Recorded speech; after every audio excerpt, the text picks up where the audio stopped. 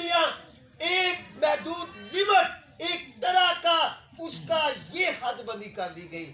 خدا نے جتنے بھی اپنے لوگوں کو زمین پر اتارا، مقدسین کو اتارا، رہنمائی کے لیے اتارا، خاندان اور قبیلوں کو بنایا، اور دیکھو وہ اپنی اپنی مدت کو پورا کر کر اپنی اپنی زندگی کو گزار کر خداوند میں سو گئے.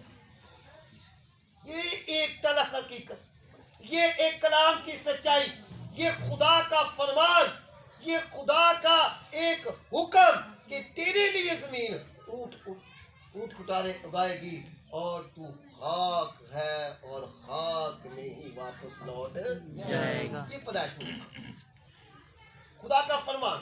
زمین کے اوپر موت تعینات کی گئی. اس نے کہا میں تیری اور آدم کی نسل کے درمیان عداوت ڈالوں گا اور وہ تیرے پاؤں کو کاٹے گا اور وہ تیرے سر کو کچلے گا. تیسرا جو خدا نے حکم دیا، 3 ہی سے یہ کام ہوا اور گناہ کے سبب سے زمین پر موت ہوئی. تو درد زر سے اولاد کو پیدا کرے گی. تینوں وہاں پہ ملے.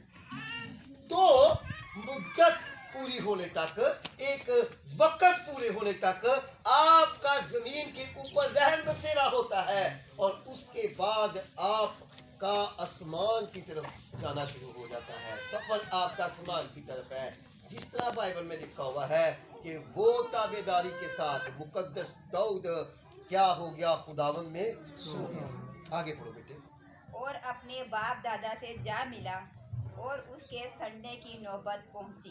یہ اس بات ہمیں خدا کے کلام سے روشنی دیتی ہے کہ وہ کہاں کن سے جا کر ملا جی؟ باپ دادا سے جا کر.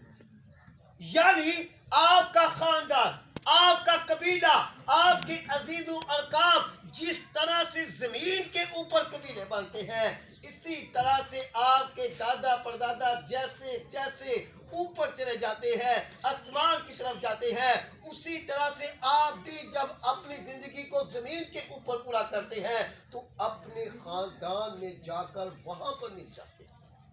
یہ قدرت ہے. یہ بائبل ہمیں بتاتی ہے کہ داؤد اپنے خاندان سے، اپنے باپ دادا پردادا سے، اپنی پشت سے، اپنی نسل سے جو اس سے پہلے اور زیادہ بزرگ اس جہان فانی سے کوچ کر گئے تھے، یہ بھی ان کے پاس جا کر ان سے ملے.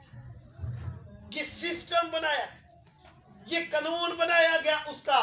زمین کے اوپر آنا، زندگی بسر کرنا، تابعداری ہمارے لیے ایک رائے روشن، ہمارے لیے ایک لمحہ فکریہ، ہمارے لیے اپنے کام کاج کو دینے کے لیے بڑا وقت، اپنی زندگی کے اندر ہر طرح سے گزارنے کے لیے بڑا وقت، روپیہ بنانے کے لیے، اچھی زندگی بنانے کے لیے، بینک بیلنس کو انکریز کرنے کے لیے، اپنی شان و شوکت کو بنانے کے لیے، اپنے نام اور رتبے کو بنانے کے لیے ہمارے پاس بڑا وقت. مگر خدا کی حضوری میں اسپینڈ کرنے کے لیے ہمارے پاس ٹائم وقت نہیں ہے. مگر جب اس کا وقت آپ کی زندگی کے اوپر پورا ہونا ہے تو آپ کو پتہ نہیں چلے.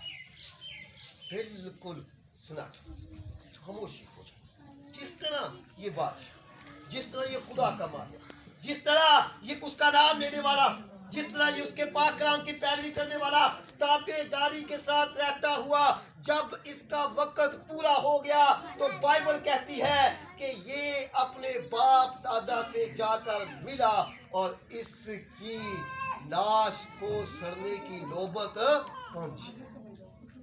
کیونکہ قبر کے اندر آپ دیکھتے ہیں جب منو مٹی کے نیچے آپ کو دفنا دیا جاتا ہے، آخری تدفین کی جاتی ہے، جب پاک کلام پڑھا جاتا ہے، جب اس کے اوپر خدا کا زندہ کلام پڑھا جاتا ہے اور وہ منو مٹی کے نیچے چلا جاتا ہے، تو اس کے بعد بائبل کہتی ہے قبر میں تیری ستائش کون کرے گا؟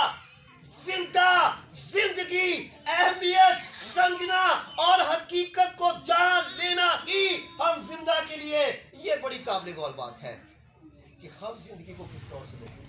کیونکہ روحوں کا آنا اور جانا یہ اس کے نظام کے مطابق ہے. وائس کی کتاب میں لکھا ہوا ہے کہ روح پر کسی کا اختیار نہیں کہ اس کو روک سکے.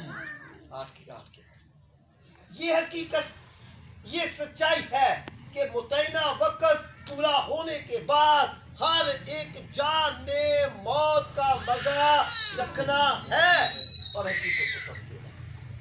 یہ خدا کے کلام کے وعدے ہے اور وہ حقیقت کو کبھی بھی اپنے لوگوں سے فراموش ہونے نہیں دے گا. آگے بڑھتے ہیں. مگر جس کو خدا نے جلایا اس کے سڑنے کی نوبت نہیں پہنچی.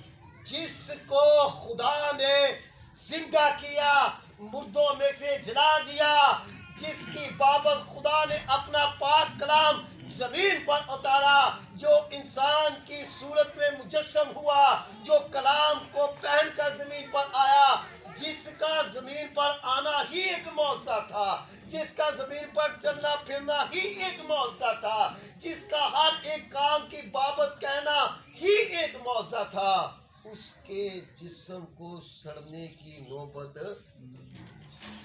صرف ایک ایسی قدرت، صرف ایک ایسا نام، صرف